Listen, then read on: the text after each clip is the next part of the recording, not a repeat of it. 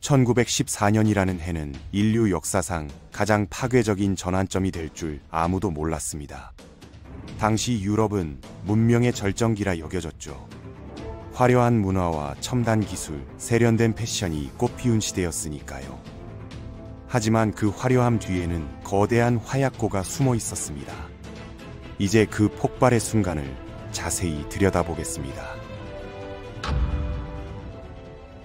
당시 유럽의 정치 지형을 살펴보면 정말 복잡하고 위험한 상황이었습니다. 프랑스는 1870년 독일에게 빼앗긴 알자스 로렌 지역을 되찾고 싶어 했어요. 이 지역은 프랑스인들에게는 잃어버린 고향이었고 독일인들에게는 승리의 상징이었죠. 한편 독일은 여기서 멈추지 않고 더 많은 영토를 원했습니다. 특히 아프리카와 아시아의 식민지 확장에 눈독을 들이고 있었어요. 더욱 심각한 문제는 독일의 해군 증강이었습니다. 독일 황제 비렐름 2세는 영국에 맞서는 강력한 해군을 건설하겠다고 선언했죠. 이는 바다의 패권을 쥐고 있던 영국에게는 직접적인 도전이었습니다. 영국은 수백 년간 바다를 지배해왔는데 갑자기 독일이라는 강력한 경쟁자가 나타난 것이었어요. 오스트리아 헝가리 제국과 러시아 제국도 각자의 문제를 안고 있었습니다. 두 제국 모두 다양한 민족들로 구성되어 있었는데 이들 중 상당수가 독립을 원했거든요. 특히 발칸 반도의 슬라브족들은 오스트리아 헝가리 제국의 지배를 벗어나려 했고 러시아는 이들을 지원하며 자신의 영향력을 확대하려 했습니다. 이런 긴장 상황에서 군사기술의 발전은 상황을 더욱 위험하게 만들었습니다. 나폴레옹 전쟁 이후 약 100년 동안 무기 기술은 혁신적으로 발전했어요. 기관총, 대포, 철도, 전신 등의 기술이 전쟁의 양상을 완전히 바꿔놓았죠. 문제는 군사 전략가들이 이런 기술 변화를 제대로 이해하지 못했다는 것입니다. 그렇다면 이 모든 긴장이 어떻게 실제 전쟁으로 이어졌을까요? 바로 사라예보에서 일어난 한 사건 때문이었습니다. 1914년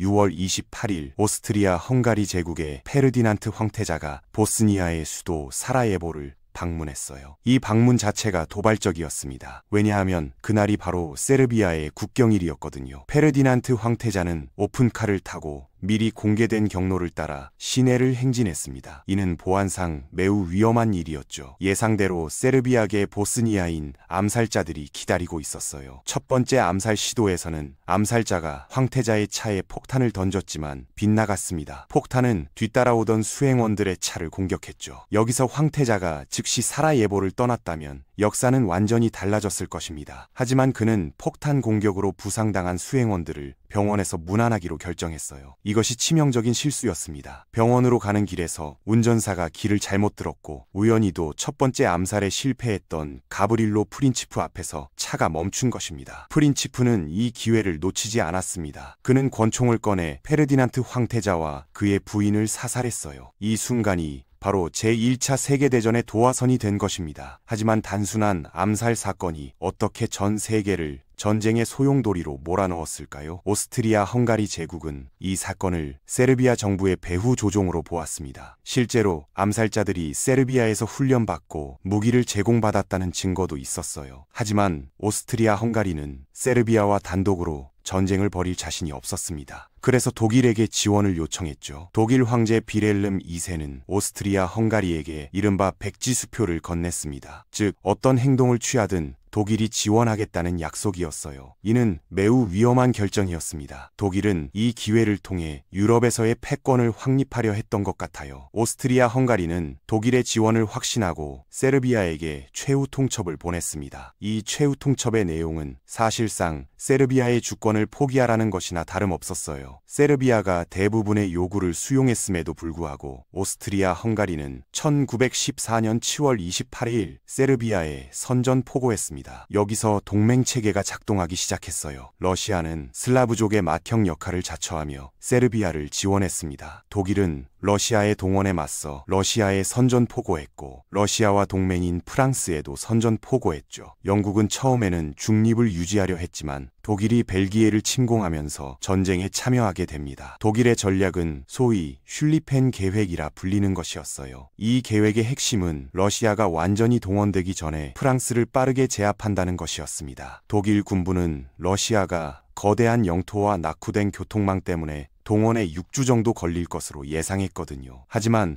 프랑스와 독일의 국경은 요새와 방어시설로 가득했습니다. 정면 공격으로는 시간이 너무 오래 걸릴 것이 분명했어요. 그래서 독일은 중립국인 벨기에를 통해 프랑스를 우회 공격하기로 결정했습니다. 이것이 영국을 전쟁으로 끌어들인 결정적 요인이 되었죠. 벨기에는 1839년 런던 조약에 의해 영구 중립이 보장된 국가였습니다. 영국을 포함한 유럽 열강들이 벨기에의 중립을 보장했던 것이죠. 독일의 벨기에 침공은 이 조약을 정면으로 위반하는 것이었어요. 영국은 조약의 의무뿐만 아니라 독일이 벨기에와 프랑스 해안을 장악할 경우 영국 본토가 위험해질 수 있다는 전략적 판단하에 독일에 선전포고했습니다. 벨기에군은 독일군에 비해 훨씬 약했지만 용감하게 저항했어요. 리에주와 엔트워프 등의 요새에서 독일군의 진격을 지연시켰죠. 이런 저항은 독일의 계획에 차질을 빚게 했습니다. 원래 계획대로라면 독일군은 벨기에를 빠르게 통과해 파리를 점령해야 했거든요. 독일군이 벨기에에서 저지른 잔혹 행위는 국제 여론을 악화시켰습니다. 독일군은 민간인 저항을 막기 위해 무차별 보복을 가했어요. 루뱅 대학 도서관을 불태우고 민간인을 대량 학살했죠. 이런 행위는 연합국의 선전전에 좋은 소재가 되었습니다. 특히 미국에서는 독일에 대한 여론이 급속히 악화되었어요. 미국에는 독일계 이민자들이 많이 살고 있어서 초기에는 독일에 동조하는 분위기도 있었거든요. 하지만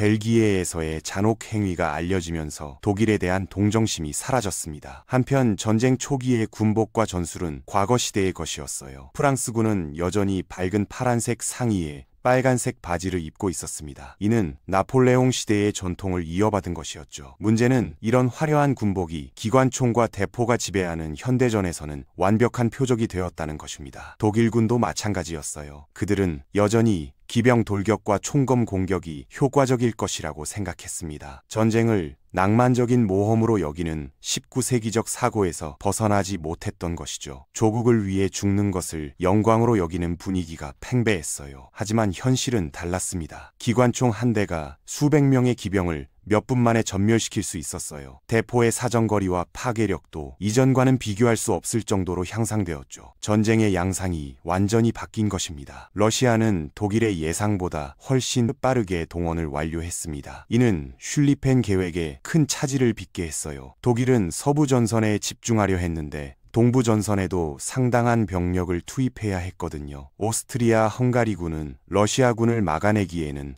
너무 약했습니다. 오스트리아 헝가리의 최고 사령관 콜라드 폰 회첸도르프는 공격적인 성격의 지휘관이었지만 현실적인 전략가는 아니었어요. 그는 독일의 조언을 무시하고 무모한 공격을 반복했습니다. 그 결과 오스트리아 헝가리군은 세르비아군에게도 밀리는 상황이 벌어졌죠. 반면 동프로이센에서는 독일군이 러시아군을 크게 격파했습니다. 탄넨베르크 전투에서 독일의 힌덴부르크와 루덴도르프는 러시아 제2군을 거의 전멸시켰어요. 이 승리로 독일 동부전선은 안정되었지만 서부전선에서는 상황이 달랐습니다. 독일군은 벨기에를 통과해 프랑스로 진격했지만 계획보다 지연되었어요. 프랑스군 총사령관 조프르는 독일군의 공세에 맞서 전략적 후퇴를 명령했습니다. 이는 매우 어려운 결정이었죠. 프랑스 국민들은 국토를 포기하는 것을 이해하지 못했거든요. 하지만 조프르의 판단은 옳았습니다. 독일군이 파리에 접근하면서 전선이 길어지고 보급에 문제가 생겼어요. 마른 전투에서